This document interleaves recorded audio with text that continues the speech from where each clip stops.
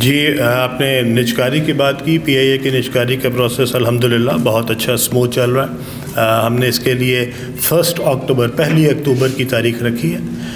اس سے پہلے جو کمپنیز یہاں پہ ہمارے ساتھ منسلک ہوئی ہیں وہ 6 کمپنیز ہیں اور وہ ساری کی ساری پاکستانی کمپنیز ہیں. یہ پاکستان کے جو مایہ ناز جتنے بھی ہمارے گروپس ہیں اس میں کچھ آلریڈی جو ایئر لائنز ہیں وہ بھی شامل ہیں اور وہ کچھ جیویز میں بھی ہیں اور وہ کنسورشیمز بنا کے بھی آئے ہوئے ہیں. کئی کمپنیز اس کے اندر اکٹھی آپس میں کنسورشیم بنا کے جو ہے وہ اس کو ڈیل کر رہی ہیں اور میرے خیال میں مجھے امید ہے کہ انشاءاللہ تعالیٰ ایک بہت اچھی کمپنی جو ہے وہ اس میں لینے میں کامیاب ہوگی.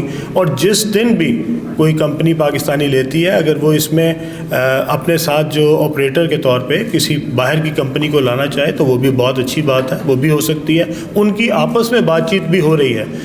یو اے کی کمپنیز ہیں جو کہ ان کے ساتھ بات کر رہی ہیں, ملیشین کمپنیز ہیں جو ان کے ساتھ کر رہی ہیں, ٹرکش کمپنی ہیں جو ان کے ساتھ بات کر رہی ہیں.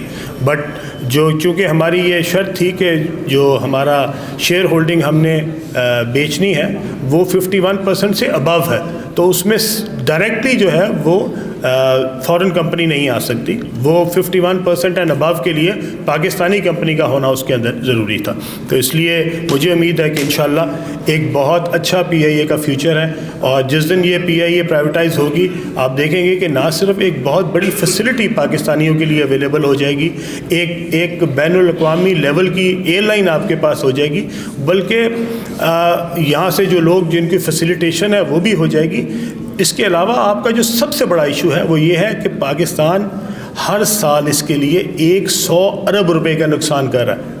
اب تک 830 ارب کا نقصان ہم کر چکے ہیں. جب آپ 830 ارب کا نقصان کر سکتے ہیں تو اس کے بعد پرائیویٹائزیشن جو ہے وہ صرف یہ نہیں کر رہی کہ وہ آپ کے لیے ایک بہترین جو فیسلٹی ہے وہ کریٹ کر رہی ہے, بلکہ ایک بہت بڑا جو نقصان کا سبب بن رہی ہے چیز اس کو بھی ختم کر رہی ہے. اور انشاءاللہ اس کے بعد آپ کا یہ 100 ارب بھی بچے گا اور اس کے ساتھ آپ کے پاس ایک بہترین انٹرنیشنل اسٹینڈرڈ کی ایئر لائن جو ہے وہ پاکستان کے لیے اویلیبل ہوگی. اس کے علاوہ ہمارے پاس کوئی 24 اور اسٹیٹ اونڈ انٹرپرائزز آئی ہیں جو کہ نجکاری کے عمل میں آ رہی ہیں. ان کو سب کو پرائیویٹائز ہونا ہے اور اس کے علاوہ خاص طور پہ وزیر اعظم صاحب اس کے لیے بہت کام کر رہے ہیں. وہ چاہتے ہیں کہ دیکھیں ایک بزنس کرنا حکومت کا کام نہیں ہے, بزنس چلانا پرائیویٹ اداروں کا کام ہے, پرائیویٹ لوگوں کا کام ہے. حکومت کا کام صرف اور صرف فیسیلیٹیشن کا ہے اور ہمارا کام آخر میں یہی ہونا چاہیے کہ ہم اداروں کی نجکاری کریں, ان اداروں کی نجکاری کریں جو پاکستان کے اوپر ایک بہت بڑا بوجھ ہے.